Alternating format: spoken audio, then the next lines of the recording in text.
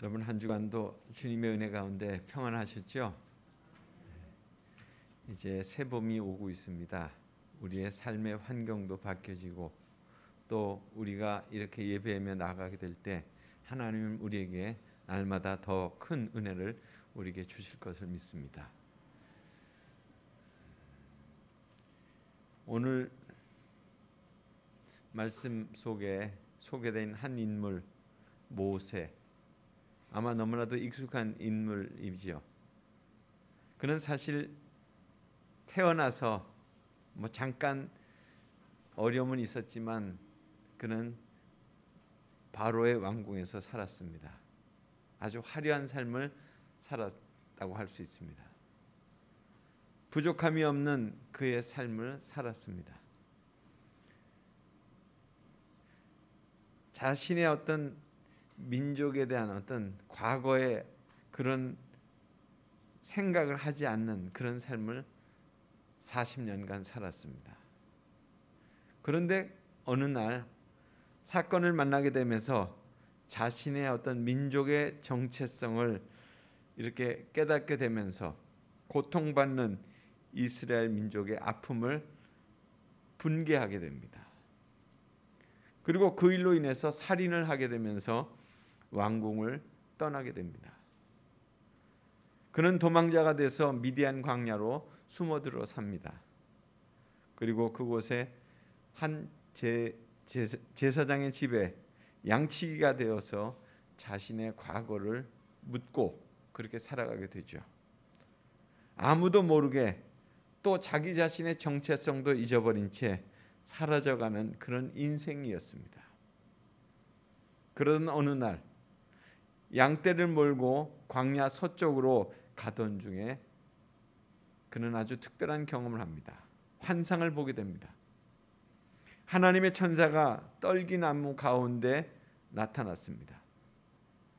떨기나무는 활활 타고 있는데 그 나무는 타지 않고 있었습니다. 모세가 말했습니다. 이곳에 무슨 일이 일어나고 있는 것인가? 믿을 수 없다. 놀라운 일이다. 어째 떨기나무가 타지 않고 있는 것일까? 모세가 멈춰서서 살피려고 하는 것을 보시고 하나님께서 떨기나무 가운데로 모세를 부르셨습니다. 모세야, 모세야. 그의 이름이 지난 40년간 불려진 적이 없었죠. 모세는 참 놀랐을 것입니다.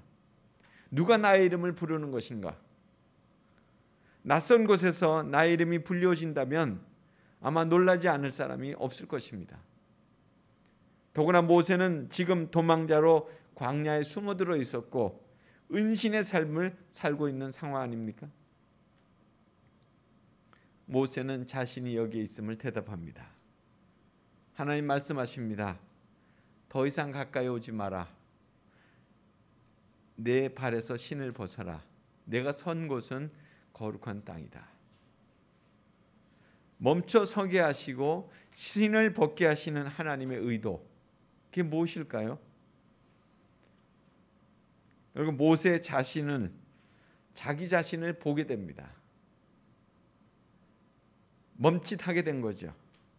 그리고 또 그가 누구인지를 깨닫게 되기도 하지만은 상대방을 또 알아차리게 될 때 또 상대방과의 진정한 관계를 또 맺게 되기도 합니다. 내 발에서 신을 벗어라. 거룩한 땅이니 신을 벗어라. 하나님이 임재하는 곳이니 하나님을 만나는 곳이니까 더럽고 취한 모습들을 다 떨쳐내버려라. 이런 말씀이겠죠. 온갖 곳을 다니며 행했던 모습들, 그 행위들, 그 모든 것들이 그 신에 묻어 있는데 그 신발을 벗어 던지라 하는 그런 말씀입니다. 이렇게 해서 모세는 광야에서 하나님을 만났습니다. 양떼를 끌고 이리저리 다니면서 아마 끊임없이 자기 자신에 대한 내면의 성찰과 또한 고민을 했을 거 아니겠습니까? 나는 누구냐? 왜 이곳에서 이런 삶을 내가 살게 됐느냐? 또 언제까지 내가 이런 삶을 살아야 할 것인가? 그러니까 외로운 양치기로서 뜨거운 태양과 사막에서 불어오는 열풍과 그리고 굴러다니는 덤불들을 보면서 자신의 존재 의미를 아마 끊임없이 고민했을 거예요. 모세는 이처럼 고독과 침묵의 시간을 수없이 보냈을 것입니다. 근데 오늘의 경험은 정말 특별했습니다. 자신의 의지와는 상관없이 벌어진 특별한 경험이었습니다. 보게 하시고 또 듣게 하시고 깨닫게 하시는 모세만의 예배였다고도 할 수 있습니다. 찾아오시는 하나님이셨습니다. 그러니까 이방신들과 다른 모습입니다. 이방신을 구할 때는 정말 열심히 구해야만 만나주시는 그런 신이지만 하나님은 생각하지 않을 때 찾아오셔서 그렇게 만나주시는 그런 하나님이셨습니다. 그러니까 하나님께 예배하는 것은 이처럼 장소에 국한된 것이 아니라 하나님의 때에 하나님이 우리를 찾아오시는 것으로부터 시작된다는 거예요. 그러니까 우리가 하나님께 예배한다는 것은 내가 예배해야지 그래서 그때부터 하나님이 오시는 거 아니라는 거예요. 그러니까 하나님의 때에 하나님이 우리를 찾아오시는 거예요. 그러니까 예배자의 삶을 살아간 그 선지자들 광야와 깊은 관계가 있었는데 오늘 보면 모세도 광야에서 하나님을 만남으로써 사명을 받는 거룩한 관계를 가졌다는 것입니다. 하나님 말씀하시죠. 내가 선 곳은 거룩한 땅이니 신을 벗어라. 우리가 잘 알고 있는 인도의 캘커타 그 마더 데레사 수녀 지금은 작고하셨지만 그가 지방으로 가는 다르질링이라고 하는 곳으로 기차를 타고 가면서 기도하고 있었습니다. 그 기차는 삼류 기차였습니다. 냄새가 코를 찔렀습니다. 사람들은 바글바글 댔습니다. 술 마시고 취한 사람들이 소리를 지르고 있었습니다. 온통 시장 바닥 같은 그런 분위기였습니다. 그런데 데레사 수녀는 조용히 묵상 기도를 드리고 있습니다. 그 가운데 하나님의 음성이 세미하게 들렸어요. 데레사야, 여기에서 5마일만 가면 50만 명의 거지들이 길거리에서 나서 길거리에서 살다가 길거리에서 죽고 있다. 그러니까 너는 그들에게 다가가서 살아있을 때는 그들에게 잠자리를 주고 죽으면 그들의 무덤을 주거라. 그런 말씀이 그 내면 속에 들렸다는 거예요. 그래서 데레사 수녀는 조용히 수도원을 떠날 준비를 하고 있었습니다. 그래서 1948년 8월 8일 그는 수녀복으로 갈아입었습니다. 자기 단체의 수녀복으로. 그 등에 조그만 나무 십자가가 달려있는 그런 수녀복이라는 거예요. 그는 십자가를 지고 수도원을 떠나면서 일기를 남겼습니다. 주님, 나는 오늘 밤 어디에서 잘지 모르고 떠납니다. 주님, 나는 내일 아침 무엇을 먹을지 모르고 떠납니다. 주님이 떠나라고 하셔서 떠나니 지금까지 내 일생 주님이 책임져 주옵소서. 그리고 캘커타로 돌아가서 일하기 시작했습니다. 그러니까 예배라고 하는 것은 어떤 장소가 아니라 어떤 관계 속에서 이루어지는 것이다. 그러니까 예배는 장소에서 이루어지는 것이 아니라 하나님과의 만남에서 이루어진다는 거예요. 그러니까 야곱의 일생에서도 볼 수 있죠. 형 에서가 야곱을 죽이려고 할 때 그는 브엘세바를 떠나서 하란으로 갑니다. 그럴 때 말씀은 이렇게 성경은 이렇게 말씀하고 있죠. 야곱이 브엘세바를 떠나 하란으로 향하여 가더니 한 곳에 이르러 해가 진지라. 그러니까 한 곳이라고 하는 성경 말씀이 나오는데 그곳에서 그는 땅바닥에 참으로 땅을 요 삼고 하늘을 참으로 이불 삼고 또 돌을 베개 삼고 눕습니다. 그곳에서 그는 하나님을 만나죠. 사닥다리가 나타나더니 천사들이 오르락내리락 하면서 하나님이 나타나셨어요. 야곱은 그곳을 베델이라고 하였다고 하는 것으로 기록되어 있습니다. 그러니까 예배는 장소가 아니라 하나님과의 만남에서 시작된다는 거예요. 거기서 하나님을 만났으니까 베델이 된 거예요. 하나님의 집이 된 거예요. 뭐 기차 안이든지 광야든지 들판이든지 하나님과 관계가 되면 바로 그것이 예배가 시작되는 것이라 하는 겁니다. 그러니까 그러면 무엇이 모세의 예배였을까? 어떻게 하나님과 예배하는 것인가 하는 것이 오늘 말씀 속에서 우리에게 깨달아지는 교훈들입니다. 첫 번째로 모세의 예배는 만남이 예배였다는 거예요. 그러니까 하나님과 만나면 거룩해집니다. 거룩해지면 하나님과 예배가 이어지게 되는 것입니다. 우리가 생각해 볼 때 대통령을 만날 수 있는 장소는 사실 지정되어 있어요. 아무 곳에서나 대통령을 만난 것은 아닙니다.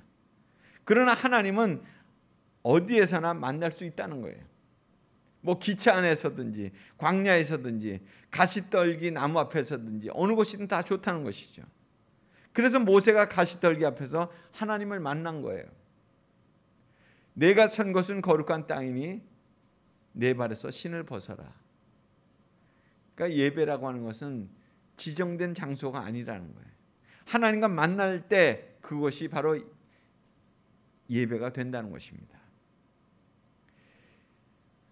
미국의 유명한 대통령 에이브라함 링컨 대통령이 남북 전쟁을 할 때 사실 죽느냐 사느냐의 어떤 갈림길이 있었습니다. 아주 중대한 전쟁이었죠. 그런데 링컨 대통령이 전쟁을 치르면서 성경을 백독을 했다는 거예요. 백독. 성경을 통해서 늘 하나님을 만났다는 거예요. 그리고 하나님이 주시는 지혜와 능력으로 그 인도함을 받았다는 거죠. 그리고 전쟁에서 승리했습니다. 전쟁터이든 숙소이든 관계없이 성경을 다니면서 수시로 읽었다는 거예요. 이처럼 예배라고 하는 것은 장소가 아니라 하나님과 만나는 것, 이것이 바로 예배라는 거예요. 말씀을 통해서 또 하나님 앞에 기도하면서 하나님 앞에 참으로 자기의 마음을 드리게 되면서 참 하나님이 찾아오시는 것, 하나님 만나는 것, 이것이 바로 예배라는 거예요. 두 번째로 모세 예배를 통해서 본다면 내려놓음이 예배였다는 것입니다. 하나님께서 40년간 이곳저곳을 그 미디안 들판을 돌아다니면서 양을 치던 모세에게 어느 날 나타나신 거잖아요. 그리고 말씀하셨어요. 내가 선 곳은 거룩한 땅이니 내 발에서 신을 벗어라. 모세가 한번 생각해 보세요. 그곳에서 신고 다니던 신발을 벗었겠죠? 그러면 그 다음에 다시 또 신었을까요? 아니면 평생 모세는 40년 동안 신발을 신지 않고 그 다음에 또 살았을까요? 아마 뭐 거기에 어떤 답이 맞는지는 모르지만 이것저것 다 아닐 것 같아요. 이스라엘 백성들에게 신을 벗으라고 하는 말은 사실 지금도 특별한 의미가 있다는 거예요. 그러니까 신을 신을 때는 언제고 신을 벗을 때는 언제일까? 신을 신고 있다고 하는 것은, 신을 신는다고 하는 것은 우리가 어떻게 하는 거예요? 갈 곳이 있는 거잖아요. 방향이 있는 거잖아요. 목적이 있는 거죠. 그런데 집안에서 신을 벗고 있다고 하는 것은 뭐예요? 나는 갈 곳이 없다는 거죠. 방향이 없다는 거예요. 목적이 없다는 거예요. 그래서 이스라엘 백성들은 생각과 목적과 방향을 버리라고 할 때 그런 말을 쓴다는 거예요. 신을 벗는다. 그래서 유대인들이 흔히 사용하는 언어예요. 나 요즘 힘들어 이렇게 얘기를 하면 상대방이 그렇게 얘기한다는 거예요. 너 신발 벗고 하나님께 맡겨 이렇게 얘기한다는 거예요. 그러니까 신발 벗는다는 것은 자기의 생각과 자기의 의지를 버린다는 것을 의미합니다. 모세는 80세에 신발을 벗었습니다. 한때는 자신이 민족 해방을 일으키려고 하는 그런 의지에 불탔었어요. 그러다가 도망쳤죠. 광야에서 자기 의지대로 살았습니다. 그러다가 하나님이 만났고 하나님이 말씀하셨잖아요. 이제부터는 내 생각대로 하지 말고 내가 시키는 대로 살아라. 내 생각을 포기해 신발 벗어. 바로 그런 의미라고 보여집니다. 나의 지금까지의 삶을 내려놓으면 바로 그럴 때부터 예배가 시작된다는 거예요. 가시떨기 앞 땅덩어리가 거룩해서가 아니라 지금까지의 삶을 내려놓을 때 진정한 예배가 시작된다 하는 것입니다. 그러니까 이처럼 내려놓음이 예배가 되는 것입니다. 모세도 다 내려놓았습니다. 그리고 애굽으로 다시금 떠났습니다. 주님을 위하여 세상의 모든 것을 내려놓으면 거룩한 예배가 시작이 된다 하는 것입니다. 그래서 예배는 장소가 아니라 만남이고 그리고 내려놓음의 관계예요. 그러니까 만남의 관계, 모세에게 첫 번째는, 그리고 두 번째는 내려놓음의 관계입니다. 그리고 세 번째로 모세 예배는 그 예배를 통해서 사명을 받았다는 거예요. 사명을 받았습니다. 하나님이 자신의 모습을 드러내시면서 모세에게 말씀하셨죠. 내 백성 이집트에서 고통을 받고 있는 모습들을 내가 오랫동안 지켜봤다. 그들의 부르짖음도 들었다. 그들을 이집트의 압제에서 풀어주고 적과 꿀이 흐르는 땅으로 데리고 가겠다. 내가 너를 보낼 테니까 그들을 이끌고 나오라. 사실 모세는 지금까지 자기 자신만을 위해서 살았잖아요. 그러나 이제는 애굽으로 들어가서 하나님의 백성을 인도해 내라고 하는 사명을 받습니다. 하나님께서 가시떨기 앞에서 나타나신 목적, 그 모세를 만나신 목적, 그것이 바로 이것 때문 아니겠습니까? 그런데 모세는 거절했어요. 그 사명 받기를 거절했어요. 계속해서 거절합니다. 아니 내가 도망갔던 사람이었는데 어떻게 내 말을 들을 것입니까? 안 들을 것입니다. 나는 입술도 둔한 사람입니다. 차라리 보내려면 보낼 만한 사람을 보내십시오. 출애굽기 4장 14절에 하나님은 노를 내시면서 그냥 가라고 하십니다. 그러니까 모세의 자원에 의한 결정이 아니라 선택에 의한 결정을 받게 되는 거예요. 그러니까 사명을 받는다는 것은 바로 그것입니다. 그러니까 이처럼 예배를 통해서 깨닫는 것이 사명이에요. 예배를 통해서 하나님은 나에게 무엇을 말씀하시는가? 이것을 듣게 될 때 우리는 거기서 비로소 온전한 예배를 드리게 되는 거예요. 이것이 예배자의 삶의 결론이 되는 것입니다. 그러니까 예배를 통해서 하나님을 만나고 자신의 것들을 내려놓고 그리고 하나님께 사명을 받는 거예요. 그러니까 예배의 과정이라고도 볼 수 있겠죠. 예배의 진정한 목적이라고 볼 수 있습니다. 그리고 예배자는 그 예배를 통해서 순종으로 응답하는 거예요. 그리고 헌신으로 응답하는 거예요. 오늘날 예배를 통해서 수많은 하나님의 역사가 일어나는 과정이 바로 그렇게 되는 거예요.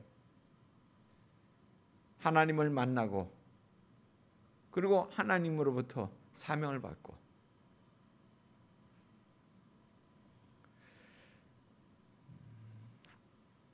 양화진 외국인 묘지에는 이 땅에 와서 생명을 바친 수많은 선교사들의 묘지가 거기 있습니다.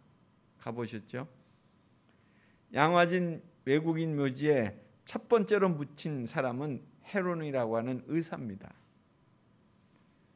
헤론은 테네시 의과대학에서 우수한 성적으로 졸업한 수재 의사였어요.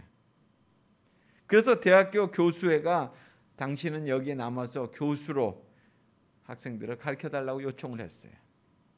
그런데 그는 그걸 거절하고 한국의 선교사로 헌신을 했습니다. 그는 한국의 선교사로 처음 임명받은 사람입니다. 우리가 알고 있는 아펜셀라나 언더우드 선교사보다는 한 2달 정도 늦게 들어오신 분이에요. 그래서 1885년 6월에 내한을 했습니다. 그리고 알렌의 제중원에서 일하기 시작했고, 그리고 알렌이 선교사직을 물러난 후에 그는 제중원 원장으로서 밤낮없이 헌신했습니다. 한국에 온 지 5년 뒤 1890년 여름에 각종 전염병이 돌았습니다. 수많은 사람들이 죽어갔어요. 선교사들은 남한산성에 가서 휴양지에서 쉬고 있었습니다. 그러나 그는 폭염 속에서도 서울까지 먼 거리를 드나들면서 환자들을 치료하는 데 집중했습니다. 그는 더위와 과로에 지쳐서 결국 자신도 이질에 걸렸습니다.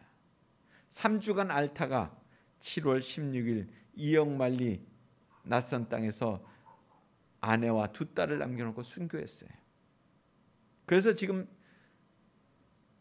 양화진에 최초로 묻힌 선교사가 된 거죠.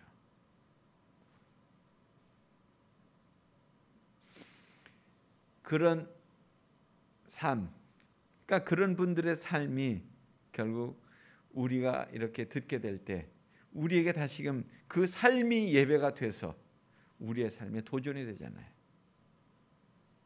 그러니까 선순환 구조가 이루어지고 있는 거예요. 하나님 앞에 참으로 그렇게 사명을 받은 사람이 그렇게 사명자의 삶을 살다가 그렇게 그 일생을 마치게 될 때 또다시 누군가 그 비석을 보면서 그 삶의 일생을 기억하면서 또다시 삶의 새로운 길들을, 헌신의 길을 나가게 되는 거예요. 모세의 예배는 고독과 침묵 가운데 있을 때 하나님이 찾아오심으로 시작됐습니다.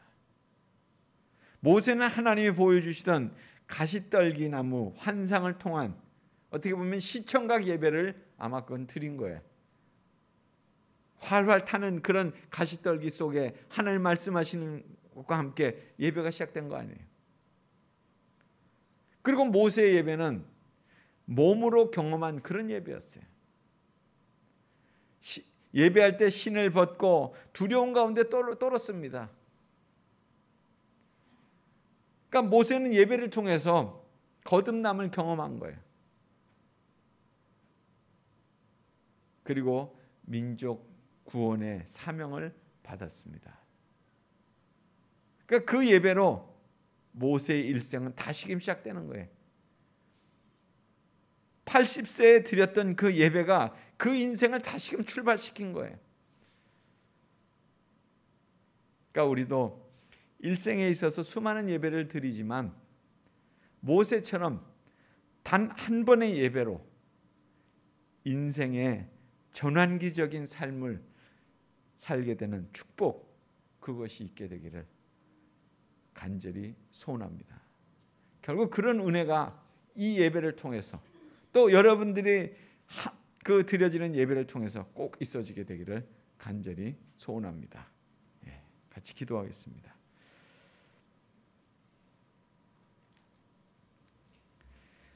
하나님, 오늘도 저희에게 모세 예배를 통해서 우리를 찾아오시고 또 우리에게 사명을 주시는 그런 하나님의 말씀하심을 듣는 그런 예배로 나아가도록 하는 은총을 베풀어 주옵소서.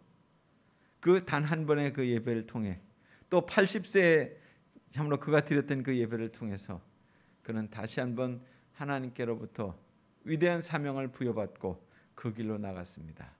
오늘 우리도 예배를 통해서 그런 사명자로 거듭나는 은총이 있게 해 주옵소서. 예수님 이름으로 기도드리옵나이다. 아멘.